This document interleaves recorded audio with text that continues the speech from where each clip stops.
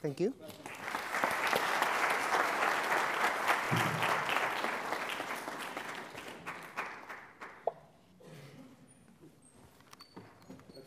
There you go. I thank you very much coming over here, and I thank you for inviting me. Such a nice place to give a talk. This is my topic, 2011 Tohoku Tsunami in Fukushima. And let me show you. This is the scenery. The Fukushima is a very special place. This is 11 months after tsunami attacked. You know, if you have some kind of tsunami attack, usually people is going to clean up immediately, and people going back. But this is not the case because of the nuclear disaster. If you take a look at this, this is still quite a bit damage in here, and all the roads are blocked, and this seawall is destroyed. And if you take a look at it very carefully, I'm going to talk about this a little bit more. This guy is a seagull. He's flying fine, nicely, this bird. You know, there's no human beings around, and the birds are happy. But I'll show you a little bit more. This is quite interesting in the Fukushima. Okay, this is the area for the Fukushima, this area. This is the infamous Fukushima Daiichi nuclear power plant.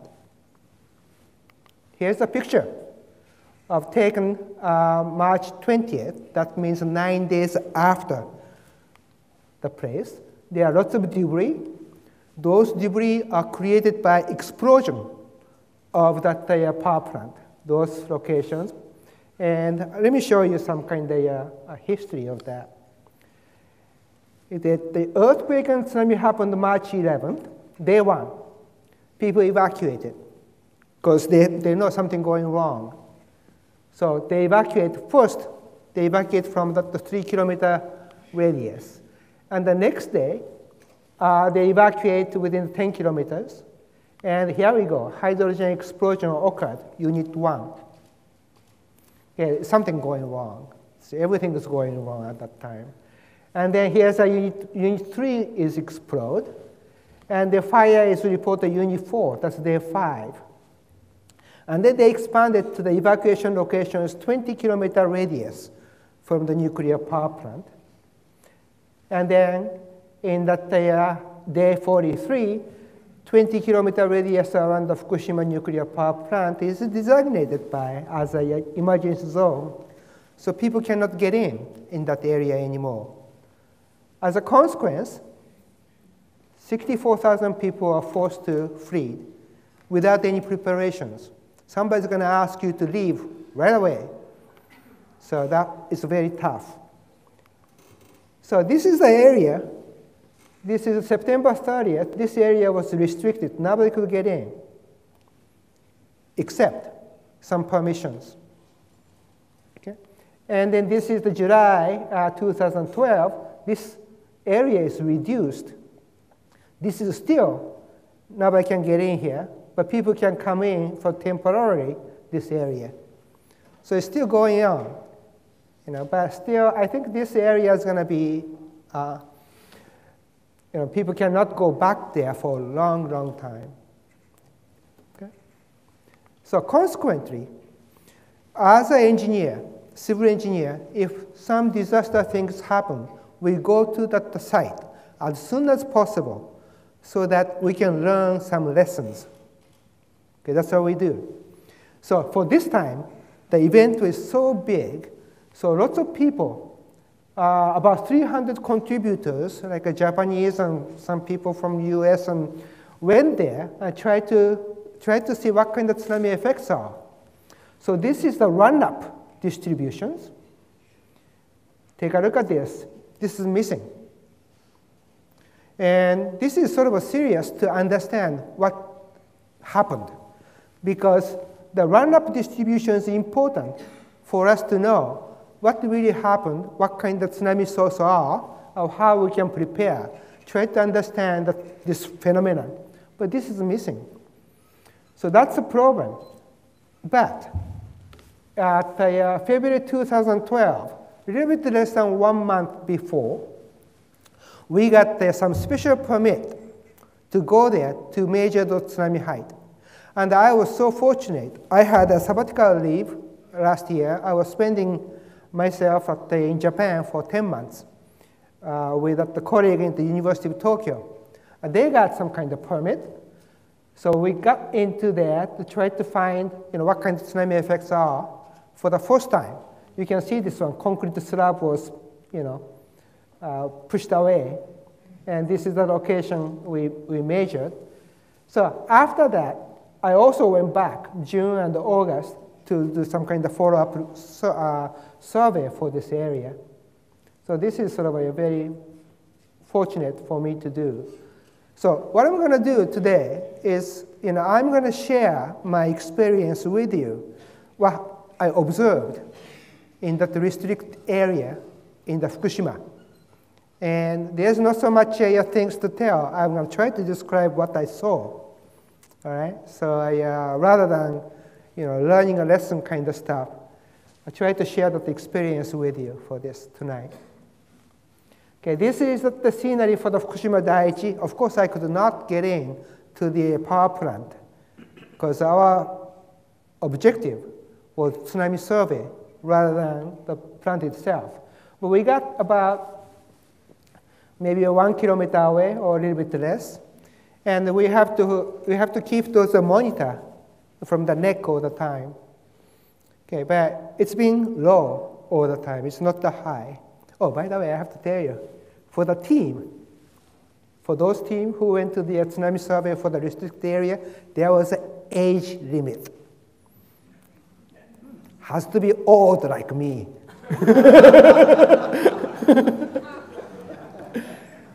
We never ask anybody who's young, because that's important, right? If you're going to go there. Because, for the nuclear effects, it doesn't matter to me. Because I don't think I live more than 40 years. So that's one thing. So I was carrying those monitor, and the monitor shows very low. So it was okay. But we drove by right next to this power plant with a car. And the monitor goes zoom, going up very high. I wanted to take pictures from that town nearby. I tried to lower that window, but if I do that, my colleague's going to get really mad at me, so I didn't. Okay, as I said that the Tsunami Survey, we have to go there as quick as possible so that we can, this is called perishable data. Probably a week or 2 weeks, this is going to be gone. But take a look at this. Here's a clear watermark. I can show another pictures. Here's another clear mark all the way. We do know exactly how high the tsunami went up. There's another picture in here. It's not the exceptions. Interesting, isn't it? Because this kind of mark is going to be gone if these things happen elsewhere, where people are allowed to come back. If people are allowed to come back, this is going to be gone immediately. But for this case, even after 11 months after the event, clear marks still remain. I was so surprised on that. Of course, all that the houses are empty, all that the belongings are still inside, and of course, some of the houses are rooted. I have to tell you, even Japan, it happened. So sad to see such kind of stuff. Okay, so we filled this area. So now we got some kind of idea for entire picture of what happened. Take a look at this. This is Fukushima here. This is higher than Sendai Plain. So you're going to have a hump like this. So this is very important information. I have to emphasize on this. Maximum they measure is 40 meters, which is 130 feet. It's an extraordinary event. And the Fukushima area is 20 meters. This is very, very big. So that's what we got to fill those data. And so this will be very important data to document. And this will be used for the numerical solution to identify what exactly happened. At least people tried. Okay, this is one of the numerical solutions. And I tried to focus on the Fukushima. This is the Fukushima area. The coastal line is north-south, just straight. But the bathymetry is a little bit sort of different. This is much, much deeper. So you can see these numerical solutions. And this shows that the crest, wave crest, is coming to the shore. And this is the shoreline here. This is the Fukushima area right here. And you can see the wave is swinging from south to north, this area. Try to focus on that energy in this area. And even though the source is northern area, the waves coming from the south. Oh, I might be in trouble. Here we go.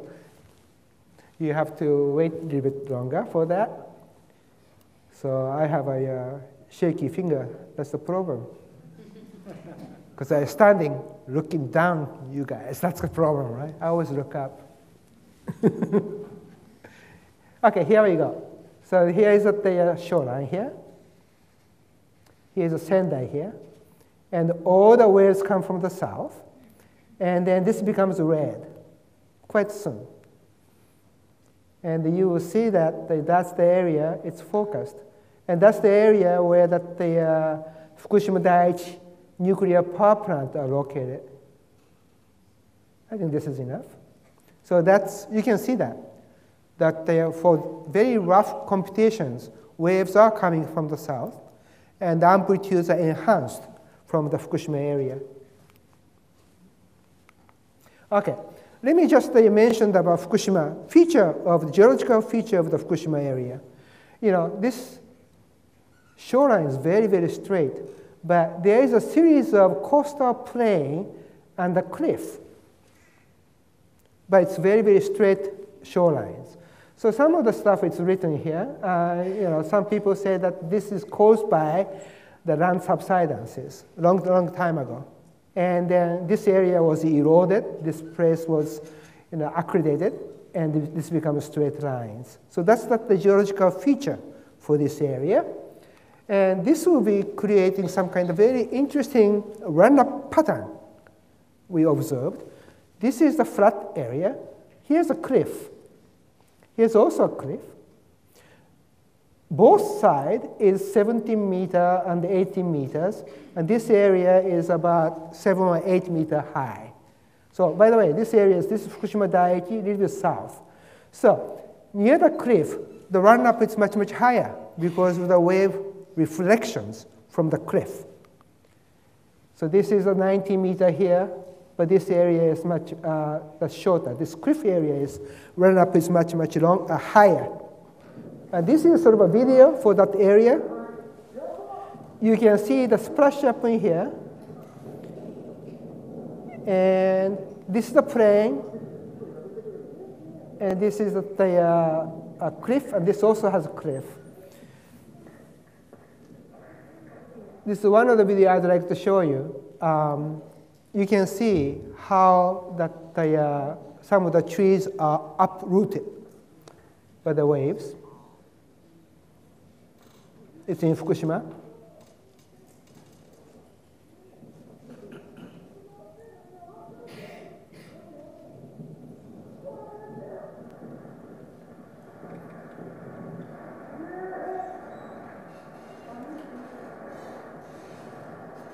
See, those trees are sort of uprooted, and those houses are gone.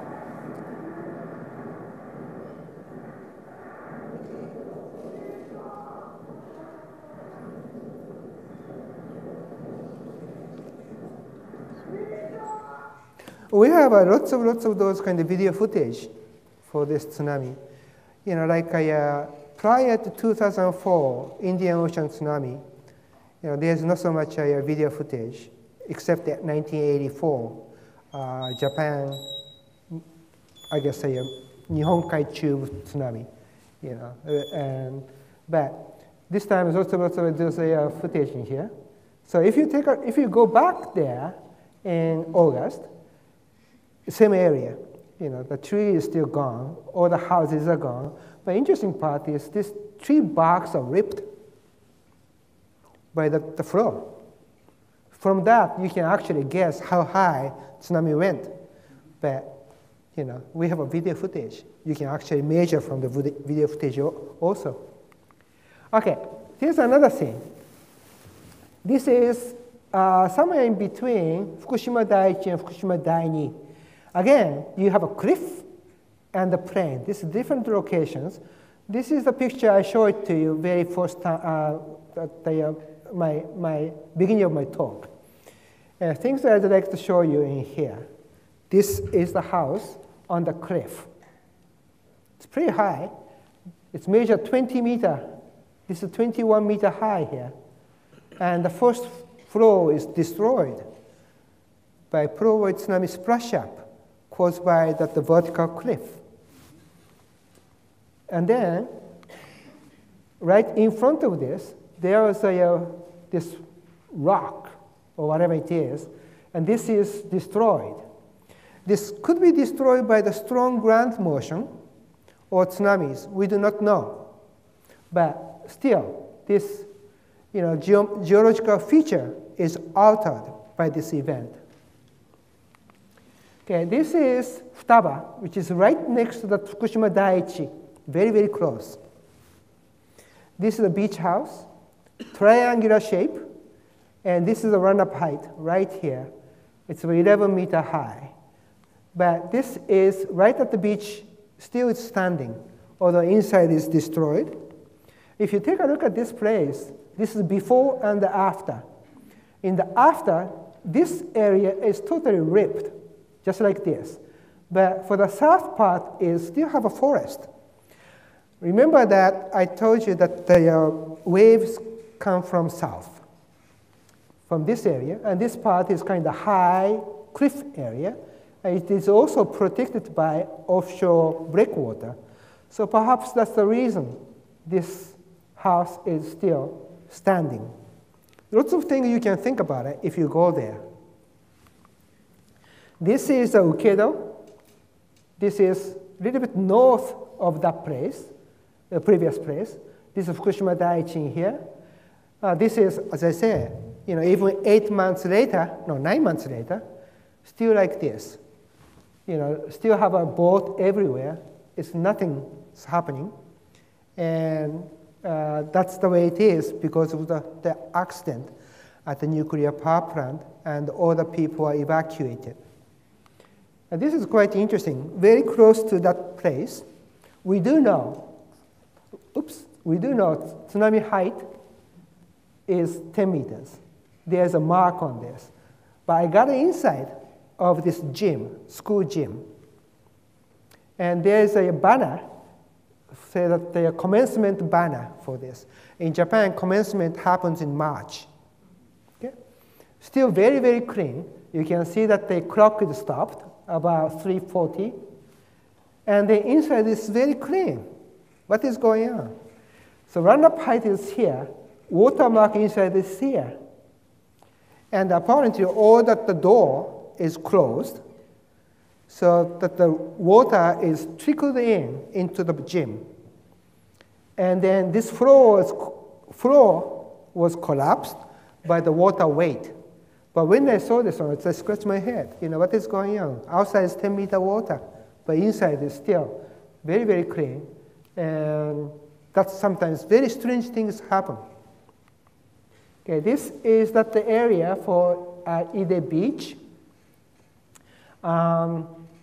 This is also totally destroyed in here. This is the only house that's remained. But this is the stuff. This used to be just a river. Now this becomes a small marsh. And this is the one I thought about, quite interesting. Very happy birds. Not only for the birds, I saw cows, and I saw calf. Those are not tied, but they are just, loosened everywhere. I bet the calf must be born after the event. And, they are not confined so that they are eating somehow. And it will be very interesting to study, what would happen, those kind of biological changes after all the human beings are removed. But I'll tell you, this is not going to happen in Japan. I'll show you the next. Okay, this is the place, Izagawa. Okay, this is the place right here. It's a north from the Fukushima Daiichi. After tsunami happened, it's all marsh, coastal marsh now. But prior to that, this is well-controlled farmland, very rich farmland. But this farmland was sort of artificial. It was farmland before and after, all right? Now, I'll show you this one. This place used to be a marsh, according to this mapper in Japanese. About 200 or 300 years ago, he drew this map. This clearly indicates this was a marsh. Okay? So, it's a marsh and that they're very rich soil. So they artificially pump this water out to make an artificially very rich farmland. Now, when I went there, so this is the pumping station. It's still totally destroyed, but So using a pumping station and pumping out all those water and becomes sort of a nice, very rich farmland.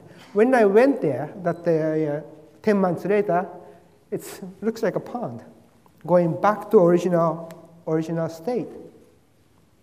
So this is also quite interesting, going back to the original state without human beings, the interventions.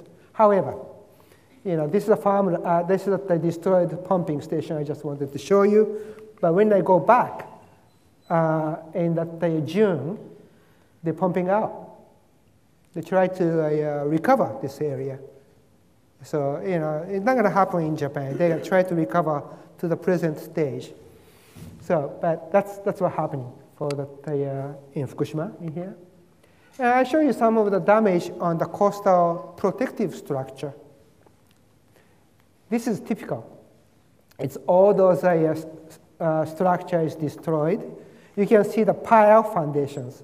The pile is exposed by the scour. Oh, this is also quite interesting here. This is before and after. Try to make it the same scale. This is protected by seawall. The seawall is breached, becomes beautiful, beautiful half moon bay. Very size is like that. It's about 150 to 200 meters for that radius.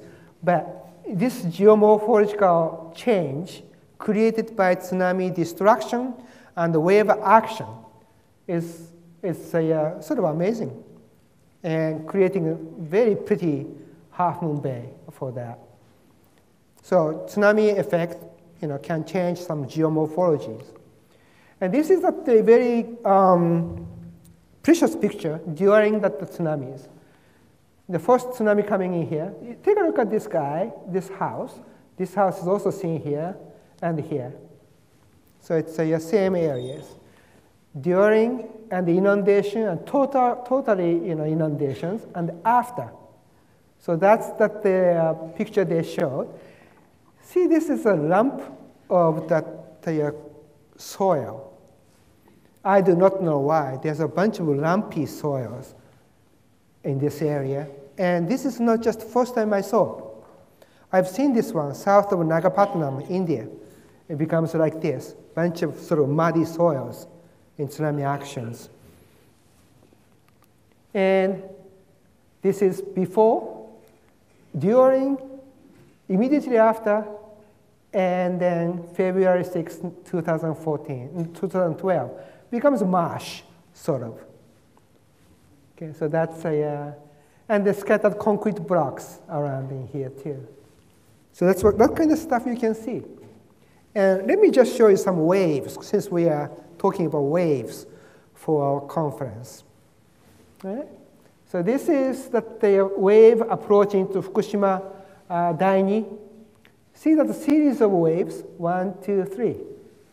It's not just the front is not just one wave. This turns out to be smaller wave riding on the large ones. So humping like this. Okay. I want to show you this one.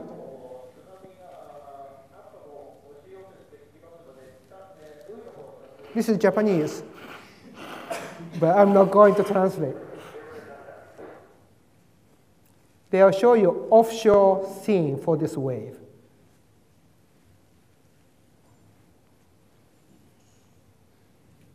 That's, to me, it's amazing. This I'm talking about. This is not just for the first wave. It's not the big waves.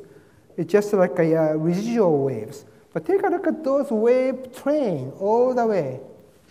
I've never seen this kind of stuff. You know, I've seen some Indian Ocean stuff locally, but this scale is just incredible. Yeah, if it's not a tsunami, I see this beautiful, beautiful, you know, colloidal waves coming in here. That's the way I see. But this is tsunamis. And this is probably because of the angular ball. This is not tsunamis. This is tidal wave coming up, I don't know where. Where? Alaska.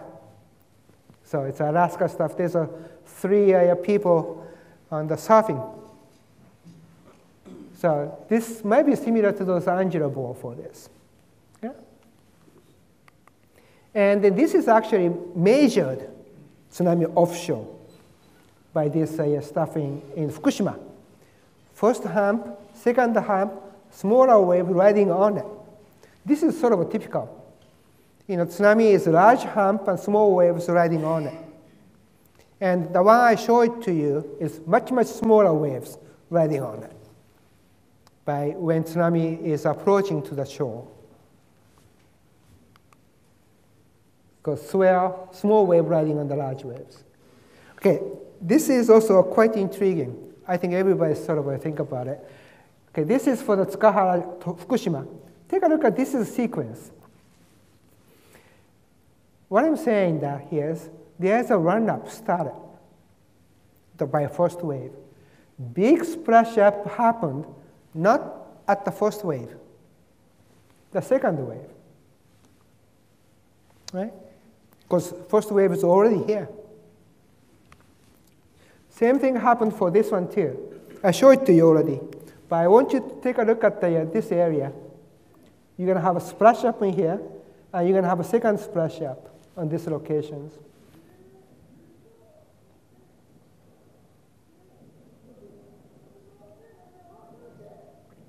Right?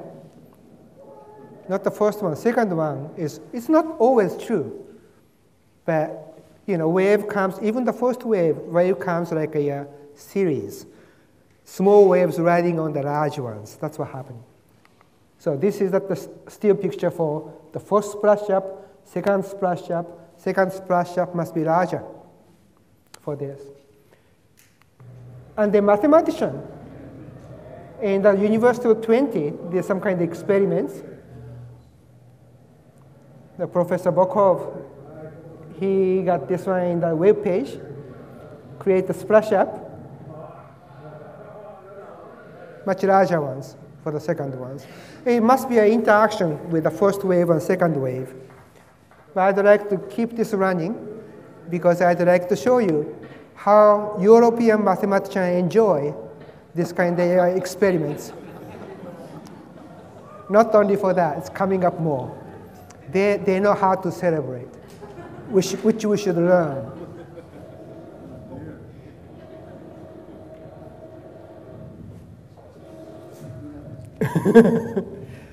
I think this is a, you know, that's sort of what it tells mathematicians' mentality. I'm not the mathematician, I'm an engineer, so I'm more sane. Oops, I have to be very careful. Okay. Well, last things I'd like to talk about is the coastal structures. Okay. You know, in Japan, every coastal line is protected. People just touch it everywhere. There's almost no natural beaches. So it's protected and destroyed with the tsunamis. This is before and after in here. The backside is totally scoured off. You know, this used to be be like that, right? And lots of very severe scour.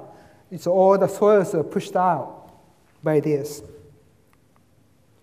So seeking some seawall design that can withstand extreme overtopping flow. This is important. Okay, people say that we're not going to make any seawalls in the US coast. We're not going to make one in that, make a big ones, except the Galveston on the Texas coast. But if we're going to make some kind of the very critical coastal infrastructure, like a energy storage tank, nuclear power plant, naval base, they do protect. And they do protect, and right now they protect, and they have a design height, and they test the performance with the design height. What is important, what we learned from 2011 event was, what happened if the forcing is much, much greater? This is called beyond the design basis event. So this thing is very important things to study, because we do not be able to predict the nature for that. So let's take a look at upright seawalls. This is totally ripped out.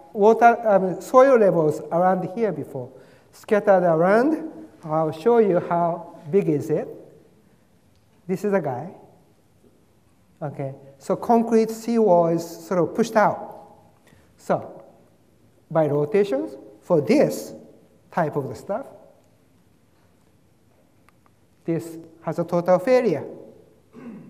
Right? So, but right next to it, next town, they have a similar kind of seawall right here. And behind this seawall is total destructions. This seawall did not help. But wall itself is still standing. So it didn't help, of course, but this is still standing. So what happened here is they have a flange, concrete flange, both sides. You know, just, I don't know, about 2 meters wide, very small. Just 2 meters wide stuff makes difference. So those small stuff, maybe it's important when we try to design for the coastal infrastructures. Let's take a look at the mound-type sea dikes. For this, and this is near Miyako, you have a big scour in here. But if you take a look at very carefully, this concrete panel near the top is removed right here and all the way here, the top part. And if you leave it like that, this is going to lead to the failure.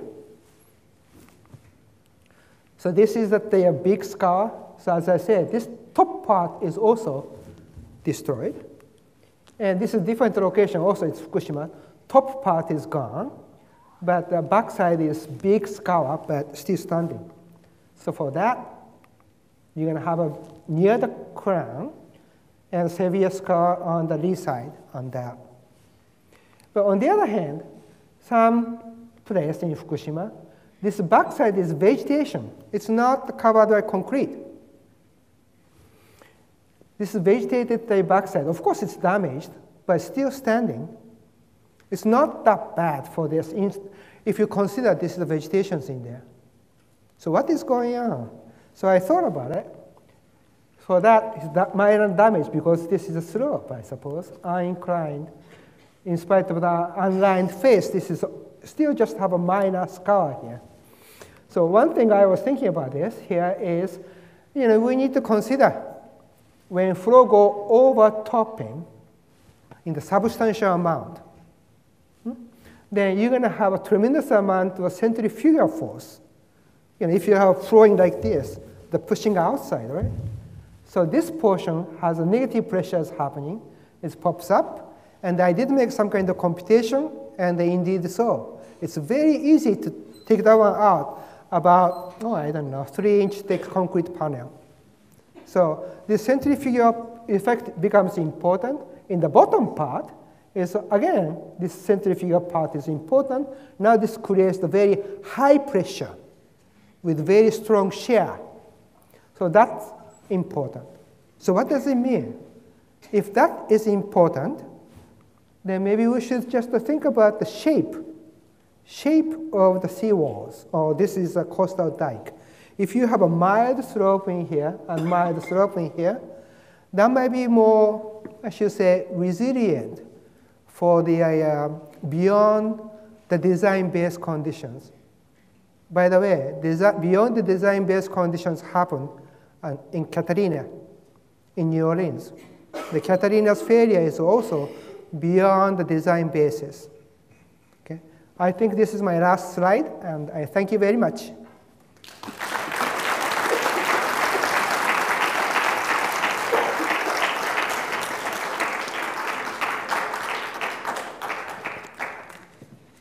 Thank you very much. There's time for questions. Please, any questions from the speakers? Yes, please. You discussed the attempt to reclaim the good, rich farmland that had become marshland. Well, that marshland is now covered with salt water, isn't it? Right now, yes. Can you recover farmland after it's been salted like that?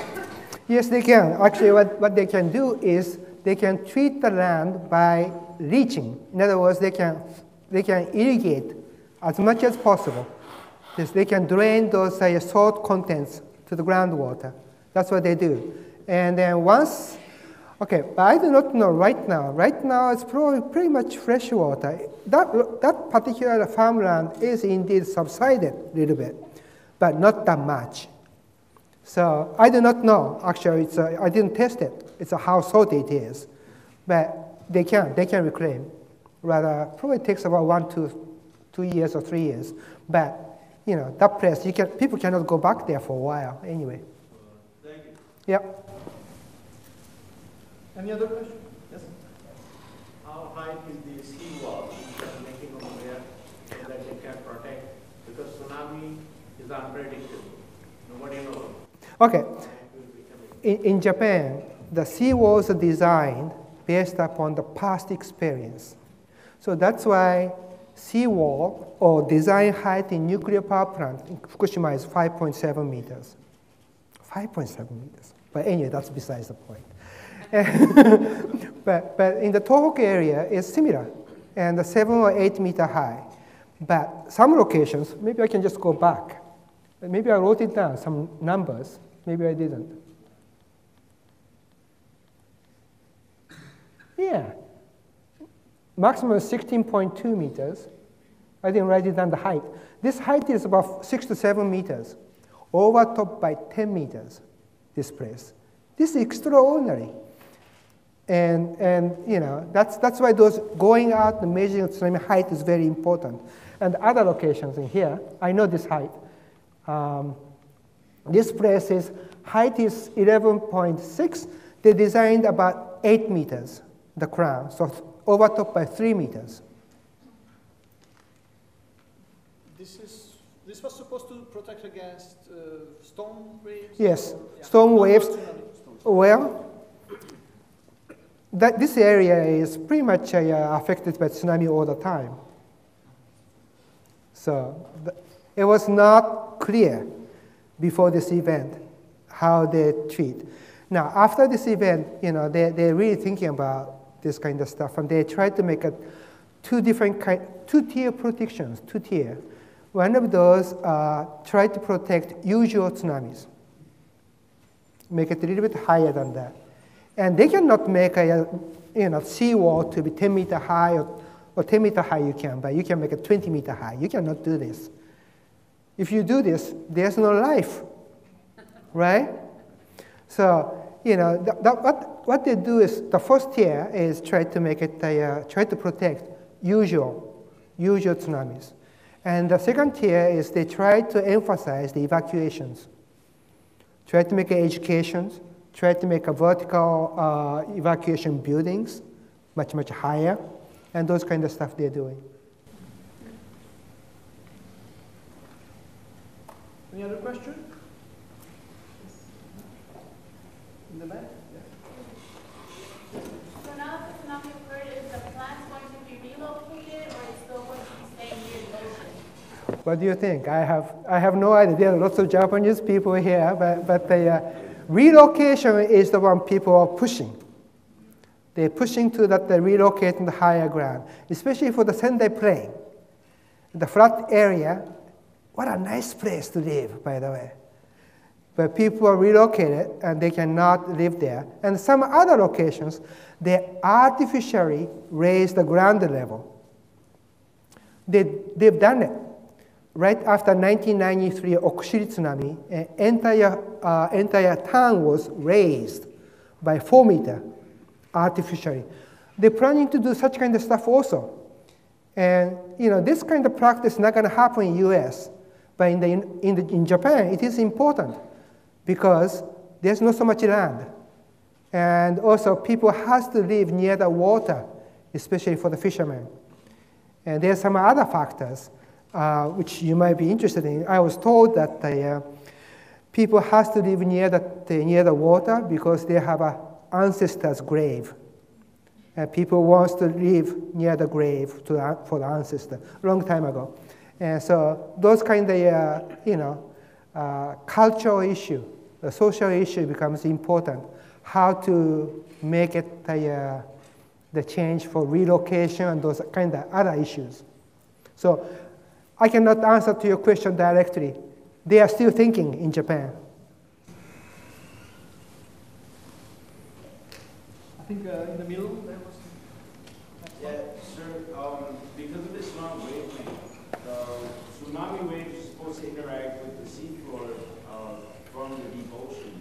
Are there any other types of measures that can be taken out more towards the deep ocean that could be a breakwater or? To protect for tsunamis. Yeah, that'll be tough propositions because, for this area, this big tsunami didn't happen. I don't know how many years last time, like maybe 1,000 years.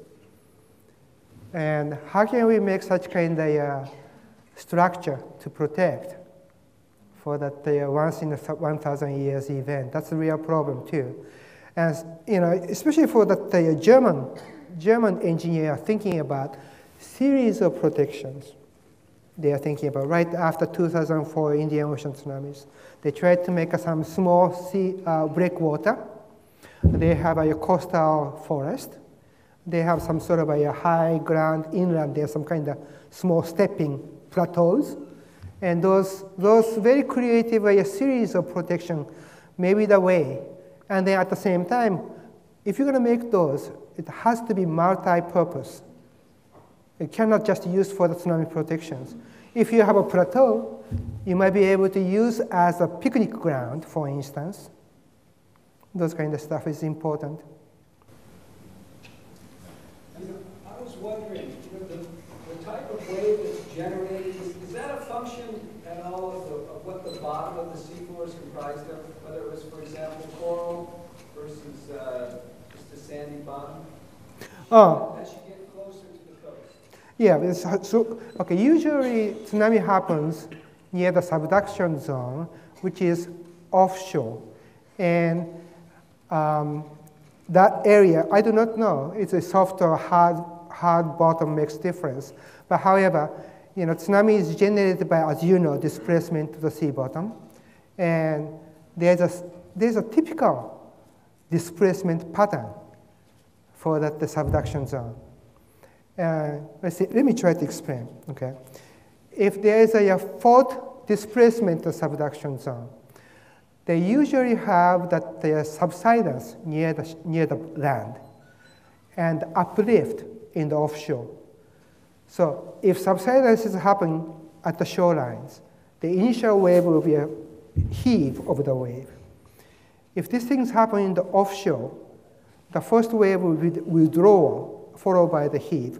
But to answer your question, I do not know about the type of the bottom. But the type of the bottom probably is not important because such a big event, we're talking about displaced area to be 100 kilometers by 50 kilometers.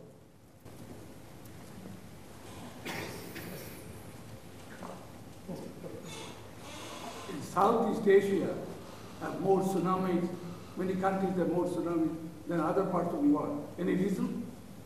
Any reason? It all depends on how active those plate tectonics.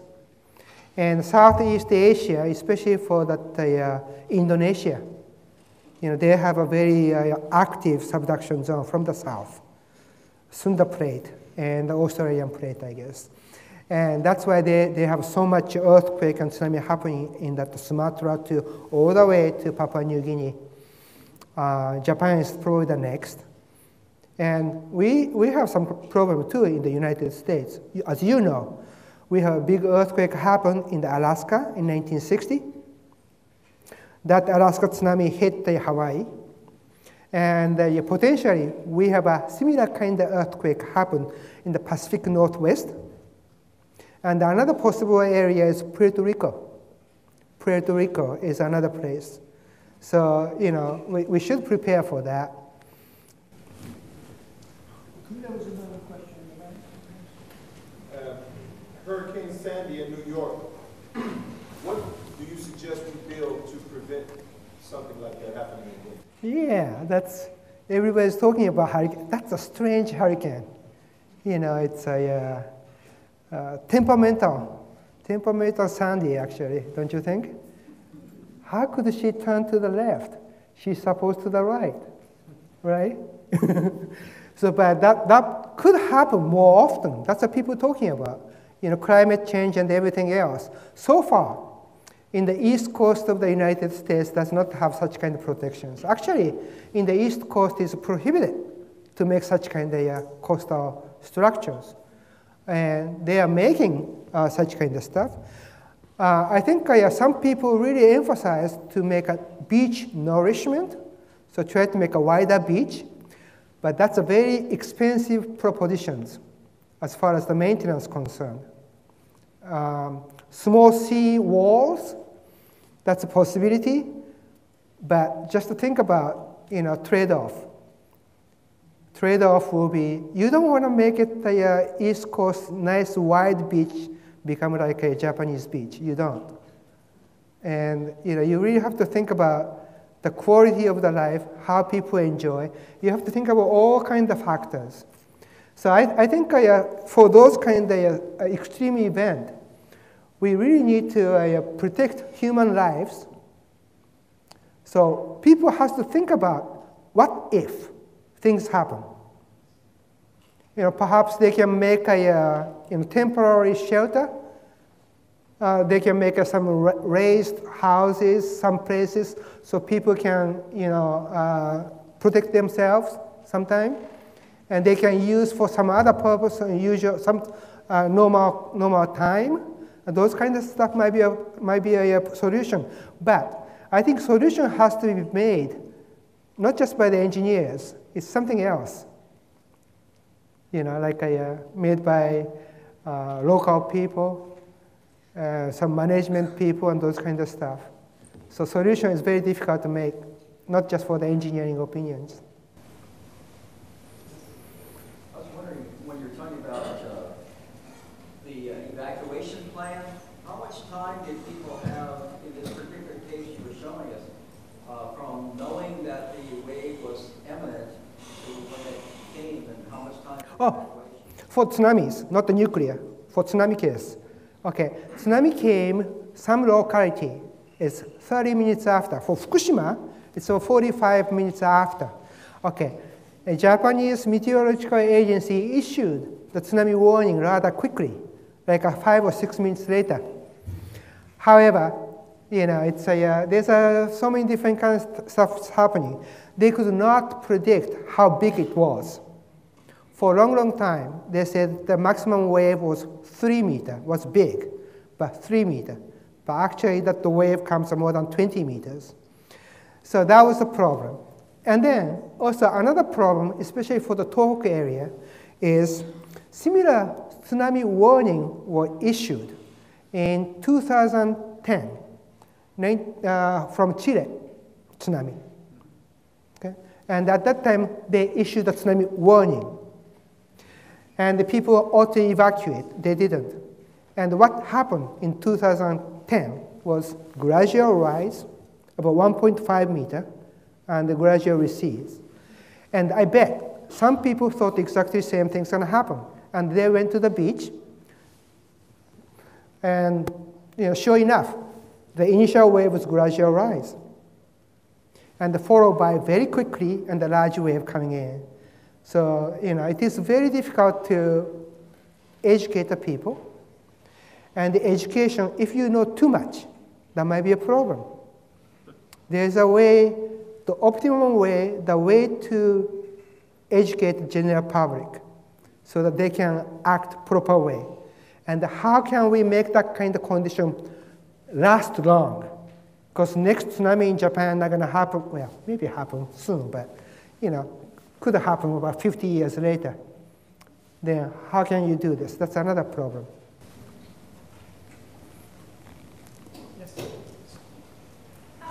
So this tsunami was caused, came after an earthquake. When you're building these seawalls, you have to make them both earthquake-proof and tsunami-proof. Do those work in concert or in conflict? It's a the seawall. As far as the seawall is concerned, it's a concert. But as far as the building is concerned, it could be conflict. The reason I'm saying that is for the earthquake, masonry building is much worse than the wood frame buildings for the earthquake. Because in the earthquake you have more ductility, more flexibility for the wood frame building. So, whenever you have a big earthquake and lots of people die in Haiti or somewhere, people live in the masonry building. On the other hand, for the tsunami, if you have a wood frame building, it's gone. That the masonry building, a little bit better. So, the way it acts, that the force is different. So that's the thing. So those kind of stuff is right now, people are doing some research right now. Any other questions? Thank you very much. Thank you.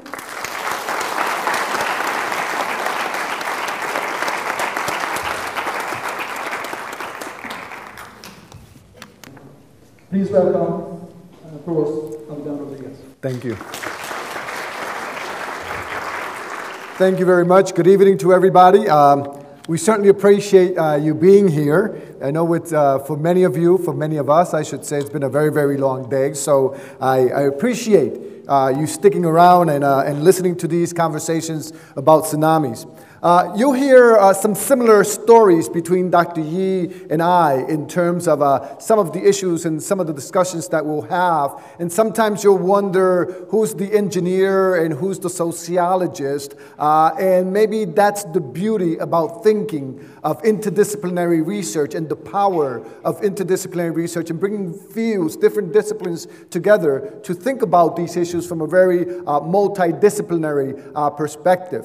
I would like to thank the organizers of the conference. Thank you for the invitation. I generally get a lot of invitations, but it's not to do a presentation of one of the topics that I'm very passionate about and my research as a disaster researcher.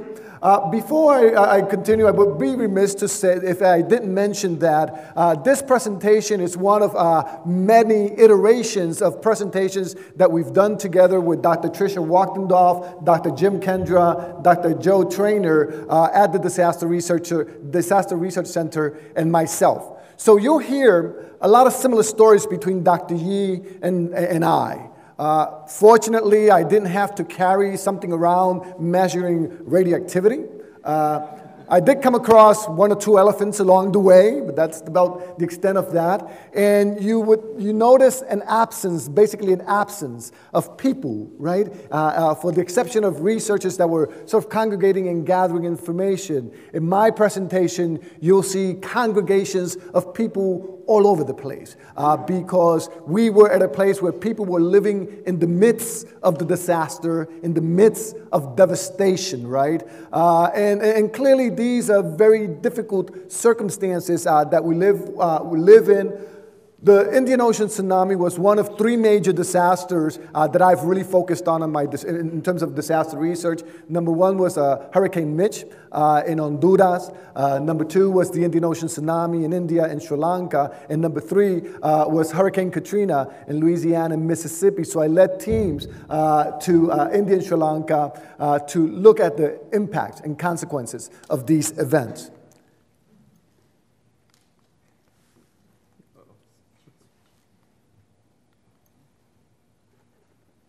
Yours worked just fine.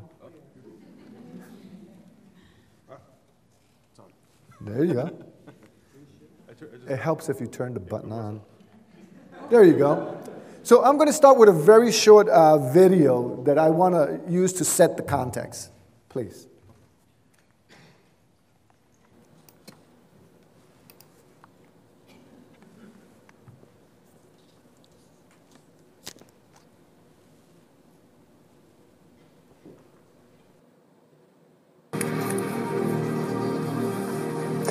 Good evening. More than 11,000 people are now thought to have been killed in southern Asia after an undersea earthquake sent enormous waves rolling across the Indian Ocean. The quake measured 8.9 on the Richter scale, the biggest in the world for 40 years. Waves up to 10 meters high engulfed the coasts of many countries. The quake's epicenter was off the island of Sumatra in northwestern Indonesia, where more than 4,000 people are thought to have died. In Sri Lanka, officials say more than 3,000 people have been killed and more than 1 million affected. In southern India, 3,000 people, mostly fishermen, are reported dead. At least 300 have been killed in southern Thailand, including some tourists, and hundreds of people are missing. And waves swamped the low-lying Maldive Islands, leaving the capital Male 2/3 underwater. Gareth Furby reports. This was Sri Lanka, as the seawater flooded inland. Thousands have lost their lives here, and government officials say more than 1 million people, around 5% of the island's population, have been affected. The floodwater came inland for several hundred meters. Some victims were washed away as friends and relatives screamed. Sri Lanka's Natural Disaster Management Centre says it may be the worst disaster they've experienced. Okay, thank you. If we can go back to the presentation. So already it sets the tone, a very different disaster than the tsunami that we just talked about. And I like to divide this presentation in two sections. And as a social scientist, of course, I need to set the context, right? So that you can sort of think about what happens before and after the event. I was with my team at this disaster site 1 month after the event. You just heard the news about 24 hours, 1 day after the event. I was there 1 month after the event, and you'll see some amazing changes in terms of what was reported 1 day after and 1 month after. So it would be extremely difficult to discuss the issue of disasters and its implications in India, Sri Lanka, or any other country without really looking at the important factors that are extremely critical in our understanding of disasters. In the case of India, the country has an extensive and significant experience with hazards and disasters. Also, population growth has been a primary factor increasing the country's vulnerability to disasters. Finally, the low levels of economic development, extensive poverty, stratification, inequality exacerbate India's ability to prepare for, respond to, and recover from disasters. And we'll take a comprehensive look at some of these issues as we move forward. Previous disasters in India have resulted in millions of injuries and fatalities, millions of people displaced, billions of dollars in damages to the infrastructure, industry, and personal property. India is not a stranger to disasters. Epidemics, cyclones, droughts, floods, technological disasters have all been very common to India. For example, the 1984 Bhopal disaster, with close to 15,000 deaths, described at that time as one of the worst industrial disasters in world history. In 1999, what experts called the super cyclone Orissa impacted Orissa, India, and left 9,500 people dead and tens of millions of people homeless. The 2001 Gujarat earthquake was described as one of the 2 deadliest earthquakes to strike India in its recorded history, with an approximate death toll of over 20,000 people. In 2005, the monsoon rains in Mumbai resulted in over 400 deaths, thousands displaced, and over $700 million in damages. Indeed, disasters are not new to India, quite the contrary. Nevertheless, the 2004 Indian Ocean tsunami caught the country by surprise. Warning signs were not recognized, and lack of knowledge and awareness regarding tsunamis resulted in inappropriate actions. As we will see, the tsunami destroyed entire communities, resulted in thousands of deaths, hundreds of thousands displaced, and had a non-trivial economic impact on industry, agriculture, fishing, farming, tourism, etc., etc., etc. As noted previously, India's experiences with disasters and long-term problems with disasters have been exacerbated by its demographic and socioeconomic characteristics. We should know that per capita income, for example, in India is extremely low, and the levels of poverty are extremely high. In fact, a report on India indicated that despite the economic development experienced during recent decades, India still confronts severe economic problems, poverty, and inequality. The Indian Ocean tsunami did not create poverty. It did not create these problems that permeated India. It simply exacerbated and brought to the forefront these issues that permeate Indian society.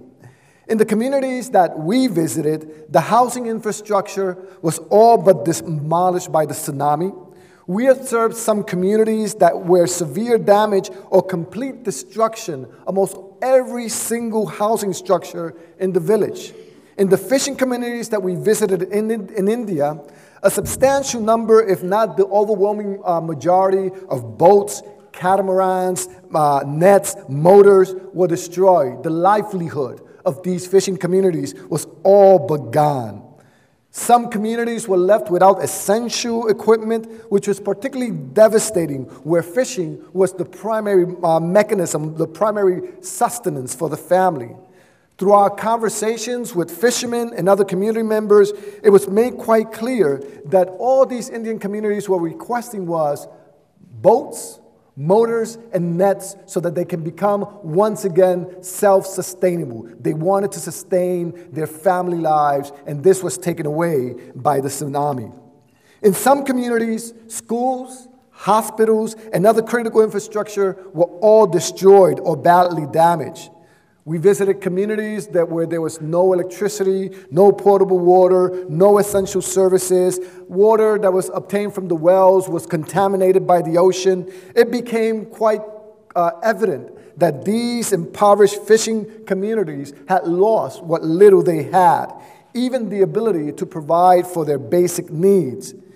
In other communities, agriculture was severely impacted due to the tsunami, and there was a question about the fields and how it's impacted by the water, the ocean. Well, they were completely devastated, and that impacted the livelihood of those that depended on agriculture for their sustenance and that of their families.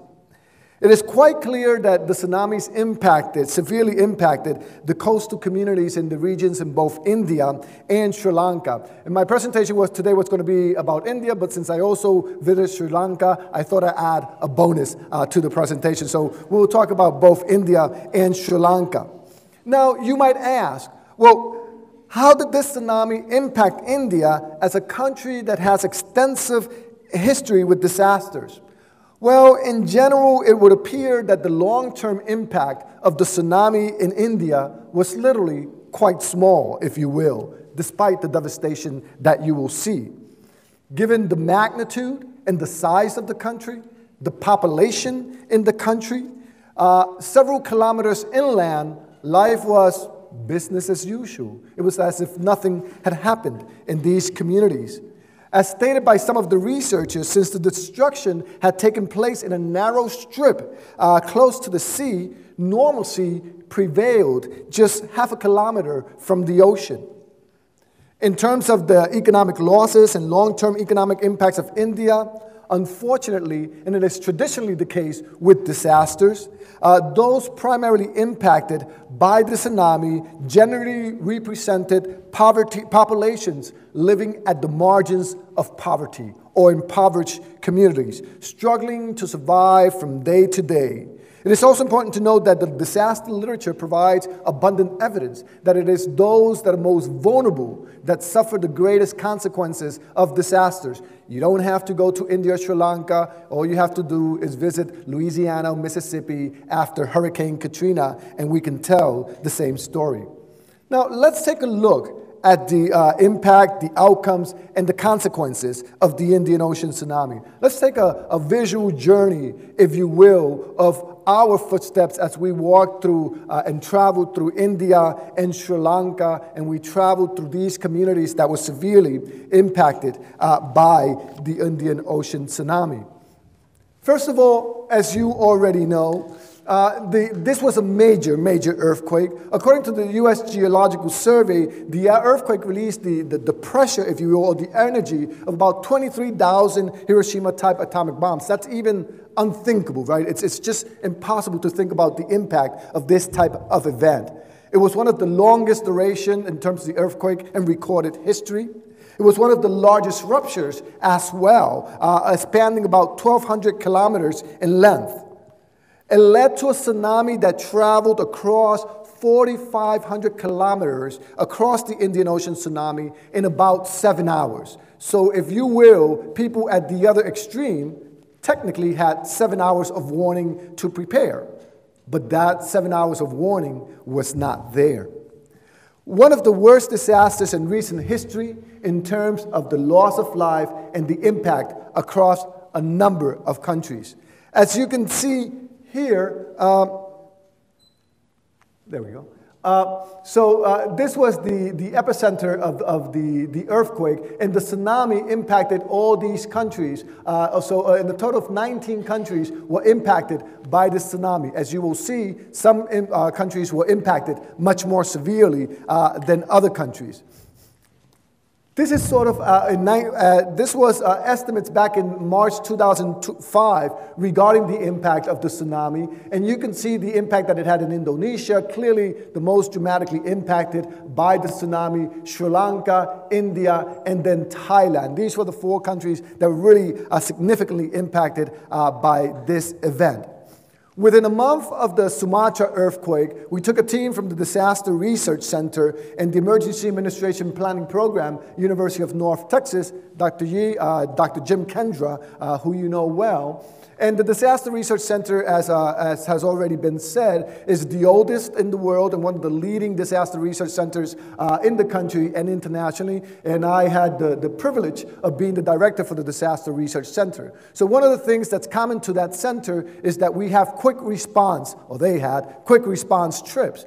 So a major event happens, you put a team together, and you travel to the site where the event happens. And so I took a team to India and Sri Lanka following this. This was essentially a 2-week expedition, if you will, both 1 week basically in India and another week in Sri Lanka. Of course, you can't go to these places unprepared, so we had a lot of preparation before we traveled to India and Sri Lanka while we were in Delaware. And then we had some colleagues, Dr. Subramanian in India and Dr. Samar Singhi in Sri Lanka, that were our local guides, were our interpreters, provided the economic, the political, the social context, really allowed us to understand the issues that were occurring in these communities. So this would not be possible without their help and their support. So this was the team, and we visited a whole series of communities, and there's a lot of stories to tell about these types of these photos that we took. One interesting story that I'll share with you, among a few that I'll share with you, here we have Dr. Tricia Wachtendorf, and when we were at the Disaster Research Center preparing for this event, and we had colleagues from India and Sri Lanka, they were saying, well, all you need to do is, just blend in with the population, right? And then we all turned to Tricia Wachtendorf, and we said, well, that's going to be a little bit hard to blend in with Tricia, right? So we were in India and we were in Sri Lanka following the event and gathering information about the disaster. So the idea, as Dr. Yi originally said, was to collect perishable data, data that would no longer be there. If you went 3 or 4 months later, this data starts disappearing because of the normal day-to-day things. Identify those communities that were hard hit, particularly fishing communities that were hard hit by the event. Observe the methods that were used to restore electricity, water, other lifeline services, and how was this done. Identify the agencies at the local, at the national, and at the international level, both agencies in India, Sri Lanka, and non-governmental organizations that came from throughout the world to provide these types of services, and really establish partnerships and research collaborations with the folks in these areas. This research was funded by the Earthquake Engineering Research Institute, the National Science Foundation, the Sea Grant program at the University of Puerto Rico, Mayagüez, which is, was funded by NOAA. So clearly, there are funding sources that allow us to do these types of research and generate some data. So our journey through India looked something similar like this. We started up here in Chennai. The area impacted in India by the Indian Ocean tsunami was really Tamil Nadu, all this region. We started in Chennai and we started traveling all the way down the eastern seaboard up to reaching Point Calamau. So this is about 742 kilometers, roughly about 460 miles. And so what we decided to do, contrary to other researchers who stayed in Chennai, traveled a few hours, then came back to Chennai, we decided that we wanted to just keep going down, and we stayed and slept in places where you would probably never sleep, and we ate in places where you probably would never eat, but we thought it was imperative to visit the communities most severely impacted by this disaster event. So these are some of the areas that we visited in India while we were there. We also spent a week in Sri Lanka. And in Sri Lanka, we started here in Kandy. And Kandy is the place where the Center for Ethnic Studies resides. After we got briefed about the event, etc., we traveled to a variety of regions, as you can see here, from Trincomalee up here to Gao over here. I know you can't see this information, but the eastern seaboard, right around up to here, was the one most dramatically impacted by the disaster. So you see the death tolls here in the thousands, 4,000, 5,000, 10,000, 11,000, 20,000. In this area, you see probably in the 2-digit numbers. And so this provided us a great opportunity to see what happened in Sri Lanka after the event. Of course, one of the things that I do, I'm a demographer, and I'll skip over these numbers very quickly, but it was important to know how different these countries were, right? And again, I wanted to update the data, but I decided not to, and to share the data with you at the time or close to the time of the event in 2004. India had 1 billion inhabitants. It has today about 1.2 billion inhabitants. Sri Lanka, 20 million, very small in comparison. Fertility rates, relatively low in India. In Sri Lanka, a little bit higher in India. Crude death rates very low. However, infant mortality rate, which is one of the primary indicators of poverty, is extremely high in India. And today it's about in the 40s, more or less. Life expectancy, you see the differences here between India and Sri Lanka. Primarily agricultural communities, only 28% urban in India, 30% urban in Sri Lanka. So primarily rural population, primarily agricultural populations, per capita income very low, and the population density very high. So you have populations, very high levels of population, and populations at very high risk of being exposed to these events. So who do we collect information from? Well, we collected information from a variety of groups, including men, but primarily fishermen, women in different communities, community organizations, non-governmental organizations, government representatives, industry, researchers, etc., etc., etc. So one of the things that Dr. Yi was referring to, that it's not one wave, but a series of waves. And when we talked to the fishermen, that's how they described it, a series of waves that impacted the coastal communities. And you can see here, for example, here Dr. Submaranian is in this house, and you can see the clear watermarks. I can see them anyway, I'm not sure about you. The clear watermarks right up to the ceiling in terms of the damage that the water did. This gentleman here is pointing to the level of the water in this particular house. So everybody reported that this was not only one wave, but a series of waves that kept coming at them and taking everything and destroying everything that was in the path of that event. So the devastation throughout India and Sri Lanka was dramatic. Entire communities wiped away. Thousands of people wiped away. The infrastructure completely destroyed, as you can see from these pictures. Very little was left that was usable in these fishing communities throughout both India and Sri Lanka. Infrastructures that were no longer suitable for living environments, and we can ask the civil engineer in our house, right? Still, people use whatever remained of the infrastructure to provide shelter. So very unsafe living conditions for these individuals, but you can see the extensive devastation caused in these areas.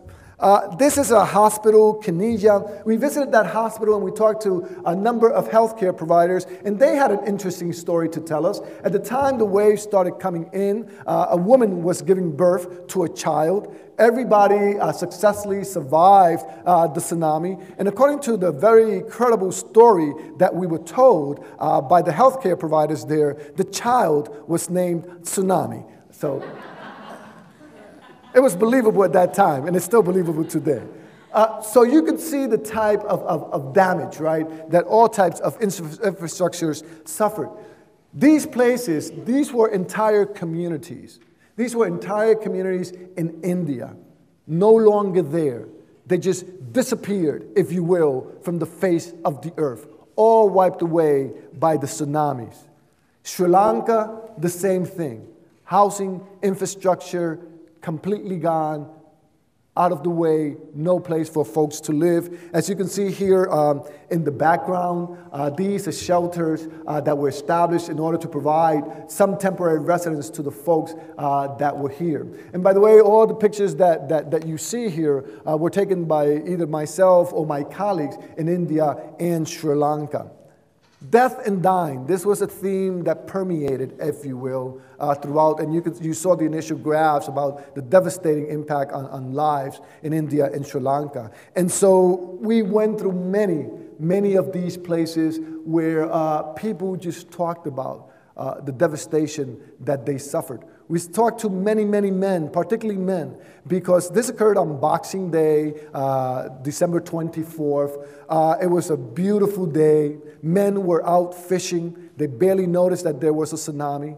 In many of these fishing communities, there were market days, which occurred right at the line of the water. Primary people at these market days were women and were children. And many of them were gone, and were gone forever. So we talked to many men who had lost their wives, who had lost their children, who had lost their entire communities and their entire families. So the issue of death and dying is one that permeates disasters. In India, some of the communities that we visited, while one community did not suffer any loss of life, others suffered loss of life in the range of 20 to 40. In this very special community, which is a tourist community and a pilgrim area in India, Velankani, over 5,000 deaths. 1 month after the event, when we were in Velankani, bodies were still coming ashore of people who had been taken away by the tsunami. In Sri Lanka, the loss of life was even greater, and communities lost in the range of hundreds to thousands of people in communities that were impacted by this event. Memorials. People raised memorials to remember the families. This train that you see here, this train, it was full of people, was traveling when the tsunami occurred. Many people in this train died or were gone forever. There's a sign here basically reminding people that this is a memorial. It's not a tourist attraction. Right at this community, when we got there, security was all over the place. There were all kinds of folks there. Right next to this place, there was a mass ground cemetery, if you will, a mass burial, I should say.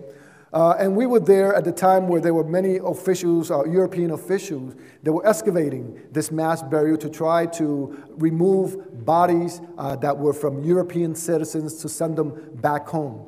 Death really permeated that site, and if I remember anything about that site, is the death that permeated, and you can feel and sense that death was all over the place in this particular location. Suffering, human suffering was extensive, as you might imagine. When people lose everything they have, including their families, their loved ones, their property, suffering was all over the place, and it was extensive in both India and Sri Lanka. People, as you know, we visited almost exclusively fishing communities. Well, one of the things that these folks depend on are boats. They were all destroyed. They were all gone. There was nothing left in these communities. Catamarans here at the bottom, completely gone. Boats completely destroyed of all sizes. People lost the sustenance for their survivalhood. Again, nets, motors, completely destroyed. Markets where people came to sell and buy fish, there was no longer functioning because of the consequence of this event. This also, we encountered inequities in disasters, as always happens. As we were traveling from Curacao, we came across this type of situation. As our car came to Curacao, we were surrounded by thousands and thousands and thousands of people. Of course, Dr. Submaranian was saying, please don't get out.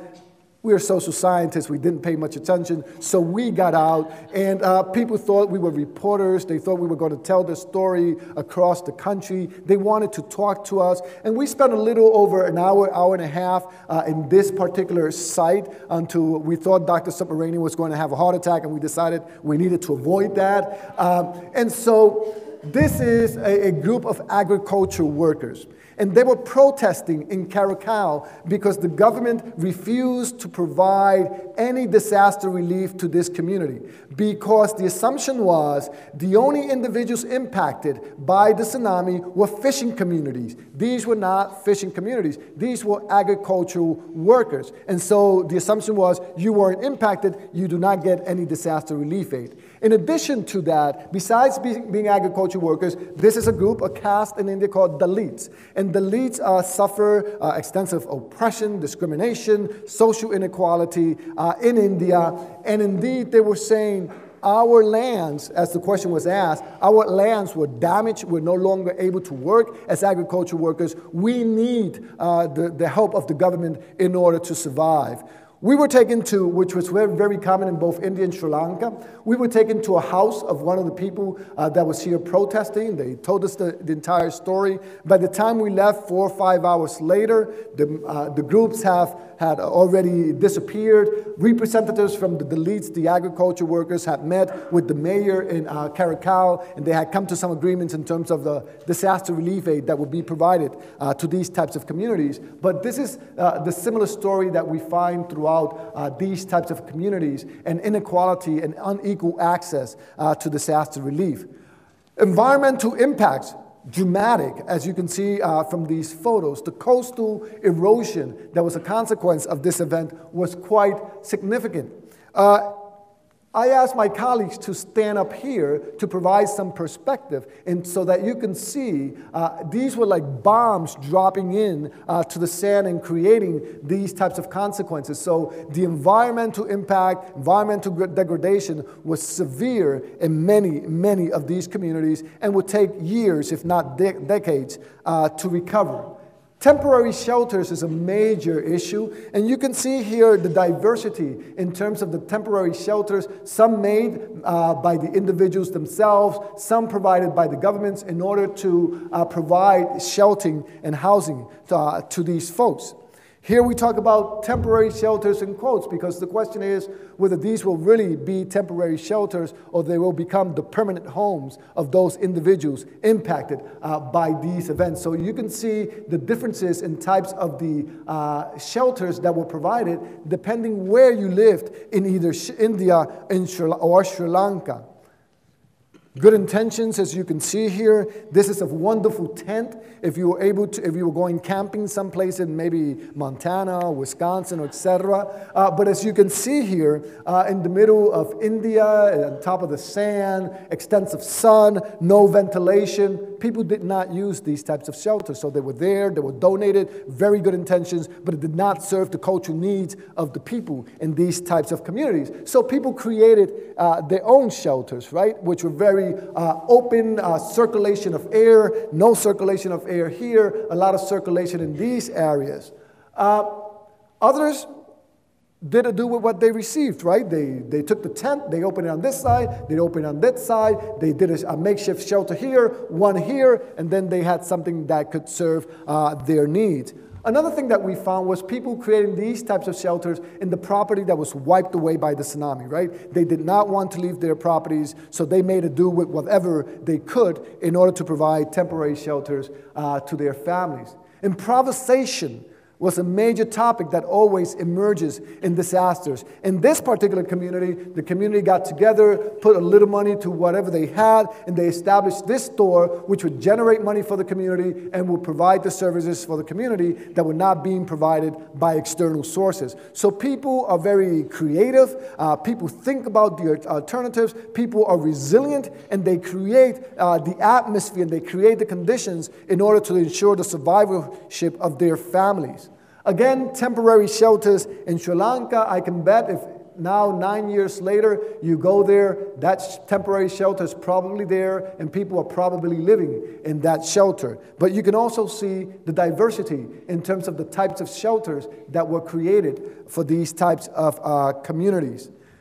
There was a lot of organized response from institutions within India, outside of India, in Sri Lanka, outside of Sri Lanka, trying to provide disaster relief, right? The government is only one of the sources of disaster relief, and if you depend almost exclusively on the government, you're going to suffer for a very long time because, you know, eventually they will come in, but it will take time. So non-governmental organizations play a critical role in providing disaster relief aid. And you can see here, Italy represented over here, Germany represented over here, UNICEF represented over here. So a lot of support in many communities, but the interesting thing is that many communities had received no disaster relief aid whatsoever, and the more remote you went into India or Sri Lanka, the less disaster relief was available to these particular communities. So you can see sort of the types of things that the external NGOs and others brought in: medical units to provide medical aid, water purification system to provide portable water to the communities. So there was a massive effort to provide relief to many, many communities.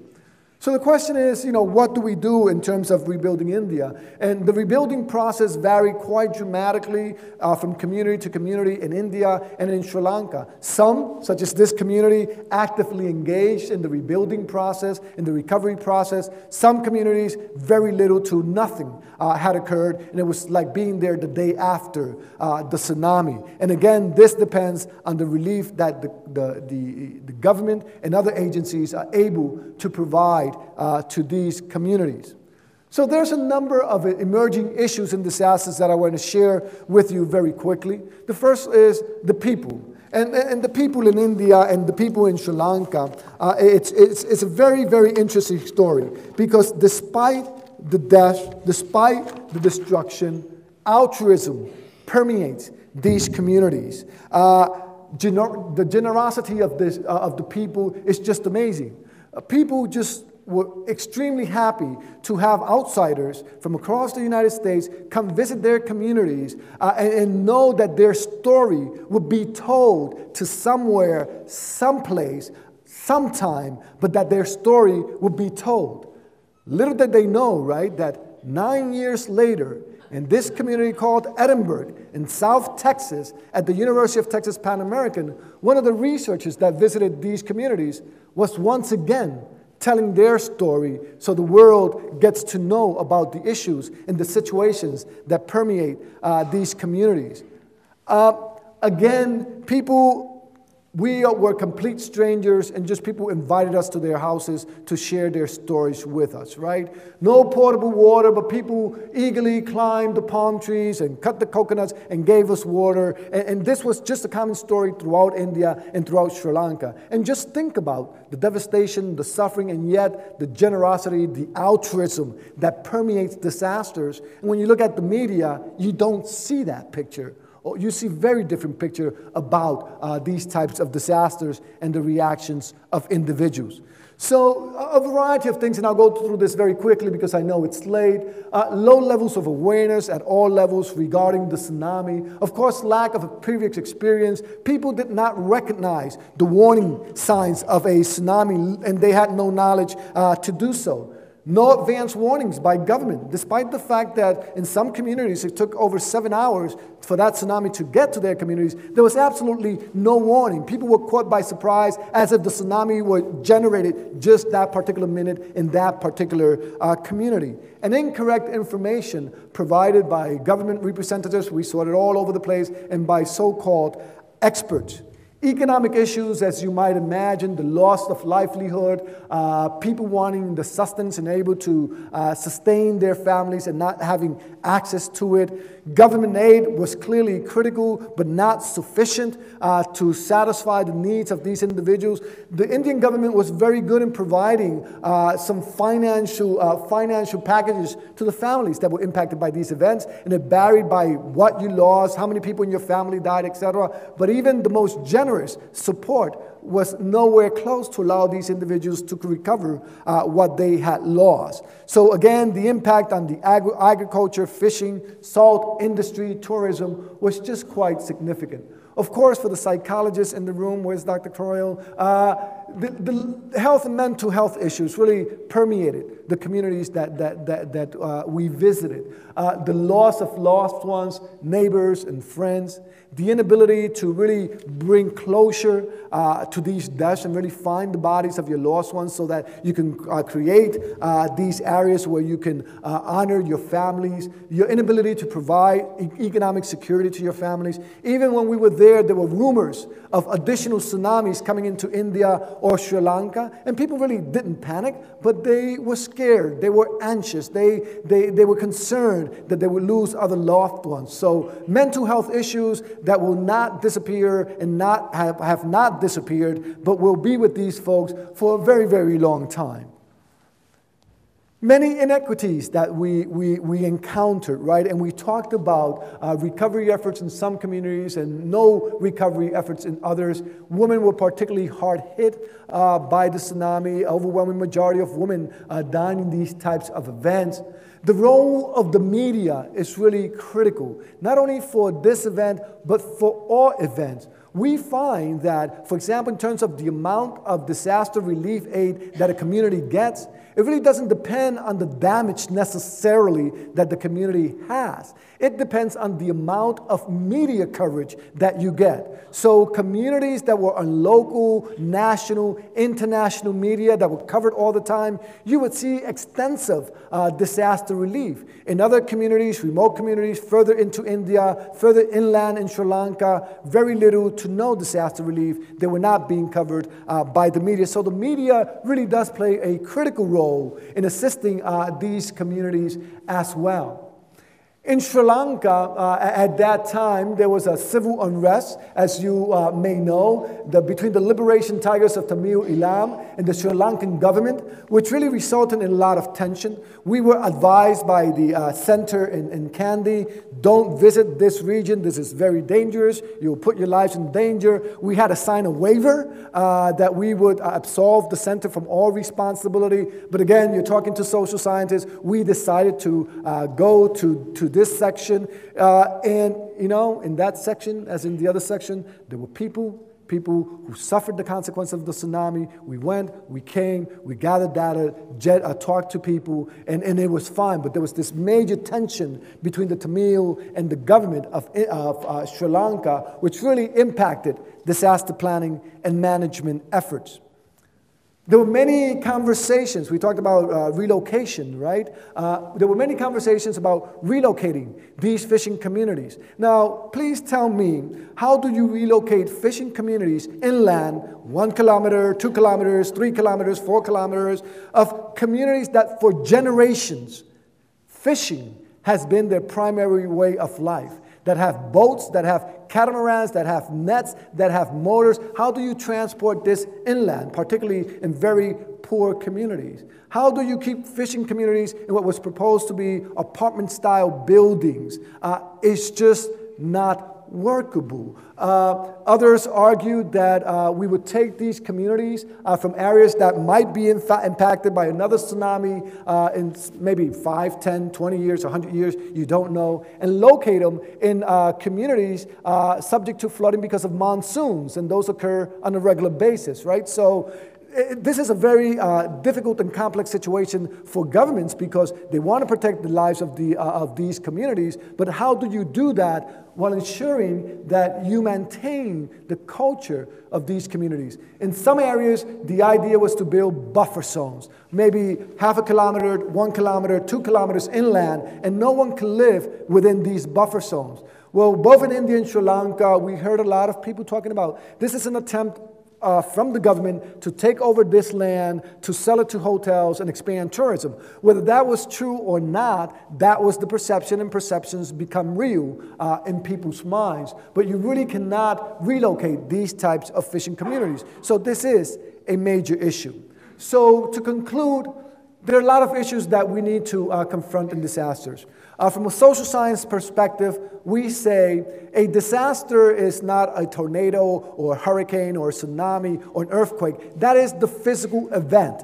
Disasters are social constructions. Disasters happen because of the way we organize societies, because of inequality, because of poverty, because of vulnerability, and a whole set of social and economic and demographic characteristics that make the situation ripe for that event to have a major impact on that community. So one of the first things that we need to do is develop people-centered warning systems that take into account these types of situations, that focus on enhancing disaster resiliency, reducing vulnerability, but then things get a little bit complicated, right? Because that means if you want to do that, you need to pay attention to issues as to poverty, inequality, sustainable development. That's complicated. Disaster relief actually is quite easy. A disaster happens, you come, you provide disaster relief, you leave, you don't come back to the next event. Addressing these sorts of issues requires long-term commitments, requires significant investment in resources, requires reducing vulnerability, investing in mitigation. In the long term, those types of investments pay off a great deal. So as we conclude our visits to India and Sri Lanka, the whole discussion is we're returning back to normal, right? In this situation, this local community leader was preparing numbers that would be attached to the houses so we can once again identify the houses. The idea of returning back to normal. But what does return back to normal mean in some of these communities? Return back to impoverished communities, return back to social and unequal circumstances, return back to the environmental degradation that permeates these societies after the tsunami. It is a very difficult task. Return back to normal to these fishermen who their environment was completely changed because of the tsunami. Some said we go to fishing and you can see the dark water still a month later that appear here. Some say we're fishing fishes that were never present in these waters. We had local markers inland that would guide us as we fished and would guide us back to land. Those were completely gone, right? So all these things eventually will come back with time, but it's a very, very long process.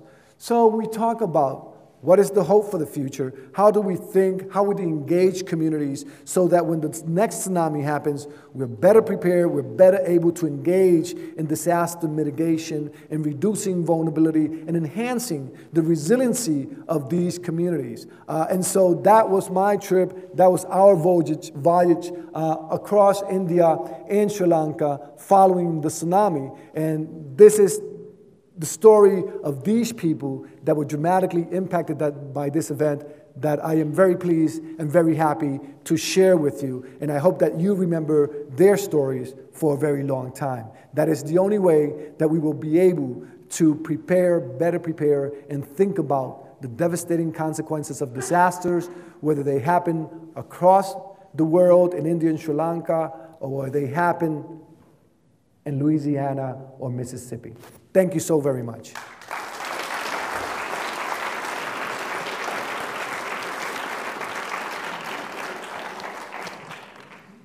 Questions? Very curious, you and your team, in each of the instances you talked about, was very, I'm going to say chaotic, for lack of a better term, a lot of upheaval. What methods did you use to collect data so there was uniformity? I mean, were you using voice recorders or taking notes or all the above? Recorders we didn't use that much because the languages that were spoken, we would have to come back and use interpreters, etc. So we were taking a lot of field notes. So this was more of ethnographic study, if you will. A lot of field notes, a lot of pictures, a lot of conversations. Both Dr. Subramanian and Dr. Samarsanghi in Sri Lanka provided a lot of that interpretation for us. So the pattern was to maintain a consistency in terms of the data that we collected, tons and tons and tons of notes. We had 4 researchers, Dr. Tricia Wachtendorf, Dr. Joe Trainer, Dr. Jim Kendra, and I, all taking our individual notes. As we returned to the Disaster Research Center, these notes were transcribed. We pulled the notes together, we compared notes, we ensured that there was consistency across our observations. So making sure that, you know, there will be different observations that we make, but ensuring that we told a picture that was consistent across the data that we collected. So a lot of note taking. As you can see, this is less than 1% of the photos that we took. We took hundreds, if not thousands, of pictures just to document everything that we saw. Collecting documents. We collected documents wherever we could find documents, government documents, NGO documents, documents that were in the floor, wherever we could find documents that told us a story about that particular community, about that particular agency. We took those documents with us, and so tons of documents as well that then we sat and we analyzed, and we continue, as you can see, to analyze, because the data is just extensive with all these different mechanisms. Have you thought about going back and comparing your notes from then and now? Where's President Nelson? You have to talk to President Nelson if he allows me to come back. Actually, at my previous institution, one of my responsibilities was Vice Provost for International Programs, and I did travel many times back to India, not in the capacity as researcher, and so I didn't have the opportunity to go back and collect data or anything like that, but it allowed me an opportunity to observe some types of communities and what has changed. But it would be, and some people have indeed returned. I think that if you don't have a provost position, you can return and continue to do research. In my particular type of situation, that's not possible at this time, but it would be something that we would contemplate in the future, yes. Yes, I wanted to get a better understanding of the part when you talked about the communities. Some communities were able to restore themselves pretty quickly, and others weren't, and you said it had to do with a belief in how they were being helped or not, and I wanted to understand if they felt they were being helped, would they pick themselves up? They felt they weren't, that they led to despair. Is that what happened? Well, it's a variety of things, right? First of all is community groups within those particular communities that really got together and decided this is what we need to do in order to move forward. So there were community groups that were self-organized within these communities. In some communities, they were very present and they were very active. the last picture I showed you about this gentleman who was one of the community leaders who took the lead in really trying to mobilize the community. So self-organized efforts within the community. There were non-governmental organizations, particularly that resided in either India and Sri Lanka, that had connections with these communities that went in to help the people organize and prepare and try to think of structures and try to think of ways in which they could respond to the disaster. So that was another type of organizational type of response that helped the communities. And then you had agencies, external agencies, government agencies, non-governmental agencies that really walked into these communities. Now, in some communities, basically little to no of that, none of that actually happened. And so it was in those communities where you saw more despair, people not knowing what to do, not having the external support in order to move forward. And remember what I said initially. These communities were not looking for governments to sustain them. They wanted to be self-sustainable. They wanted to be economically independent. All that they needed in most of these fishing communities, they just needed three things: boats, motors, and nets, right? Once they got that, they were on their way. And some communities had, you saw one of my last pictures in which there were NGOs that came and helped rebuild and build new boats, rebuild catamarans, etc. That's all the majority of these communities wanted, to have that basic infrastructure so that they could become, once again, self-sustainable. They were not looking for handouts, which is very, very important to note, right? The position for the women and their children, because you give me a man perspective, a man perspective, but from a female, that what do I have to give to my children and take care of my house? Where the guy are nice with a boat. So what did you find out in relation to women issues and children and that aspect? One of the things that we found, particularly if you saw one of the initial photos that I showed, we were in a community where we just wanted to talk with women because we wanted to know what was the impact of the tsunami on women's role in those particular societies and those particular communities. And we found that women really, they took charge of their communities. They really were very active and engaged, and that permeated in many of the communities that we visited and that we saw. The major issue with women in some particular societies, in some particular communities, is sort of the gender stratification, which is magnified, right, to the nth power, and the consequences that this has for these types of societies. But generally speaking, and this is the issue that I referred to previously in terms of gender inequities and things of that nature, so we found that women were one of the most resourceful groups within these communities that actively engaged and engaged the communities in really trying to rebuild their communities. So, but that varies quite significantly from one community to the next and from one country to the next as well. Thank you. Did you find any migration of people from the coast, inland, and then returning to the coast? Like, I think Katrina indicated that here, people moved away from New Orleans, and then little by little, some are returning, some never returning. Did you see any of that? You know, and that's a particularly complicated question to answer.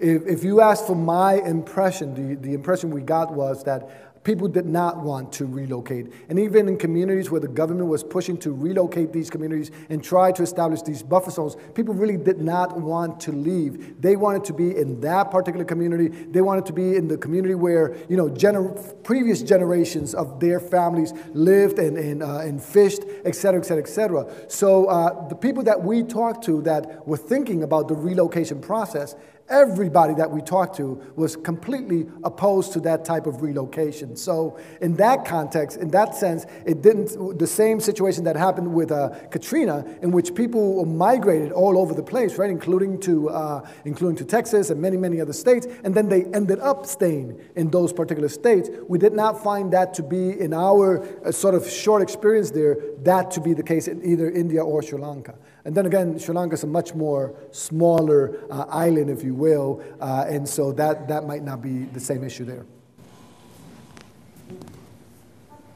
Curious, what, if anything, goes through your mind when you, this past week with the disasters in Oklahoma, the devastation that's there, with your work with disaster relief, what do you generalize anything about what's going on there from your side? Well, one of the things that I did when I was in Delaware, I participated in an engineering research center, and the focus was on tornadoes and severe storms, and so we did a lot of research in Oklahoma and Texas. Little did I know that I would end up in Texas, right, at that time. And so we did a lot of research following the impact and preparedness and response to tornadoes and other severe weather. And so, you know, there's a variety of issues about these types of events and the way we prepare or don't prepare, the way we warn our populations or don't warn our populations. And the warning systems in the United States are actually very, very good, right? The question is, what do individuals do in order to prepare and respond to these events? And we did extensive studies throughout Texas and Oklahoma and interviewed emergency managers and first responders and community leaders, etc. And the types of responses at the individual level, at the household level, vary quite significantly. So as Dr. Yee was saying, I mean, there's a need to provide education and to provide increased awareness to these populations. You know, I'm not sure if there's such a thing as too much education, but when people acquire certain knowledge, they might think they know everything, and thus I know what's going to happen, and you really don't, right? And so, you know, these events, whether other tornadoes or Sandy, right, or other types of events that impact our society here in the United States, there's quite a lot of studies that have been done at the Disaster Research Center, the Hazard Center in Colorado, Texas A&M, et cetera, that really study the impacts of these events. And it's still a major issue, right? When you have so many people die as a consequence of this event, these types of events in 2013, you can't help but wonder, what can we do in order to be better prepared and respond to these types of situations? Another question? Then let me have a question. You mentioned, you mentioned that you were actually one month after yes, the sir. tsunami. Yes. Is it usual to have 1 month by the time you get people get to these places, or how much perishable data you think you lost? Well, you know, you always lose quite a lot of data throughout this process, and it depends on the type of event. Some people would like to be at the event prior to the event happening, but of course you can't do that in this type of event, right? But for example, when hurricanes are predicted to, for example, the case of Katrina, there were quite a few researchers that were there prior to the impact of the event, right? So, you know, you really don't know. Of course, as Dr. Yee was saying, the more time that goes by, the more data you lose. How much data you lose or how much data was there, it's just impossible to quantify, if you will, right? And it's hard to say, you know, we've lost 5% or 10% or 20%. It's just an unanswerable question. But the idea is to get there as quickly as possible so that you can collect as much information as possible when particularly these types of events are fresh in the minds of people that were there. But as you can see, in Sri Lanka and India, 1 month after the event, in many communities, it was like the event had just happened, right?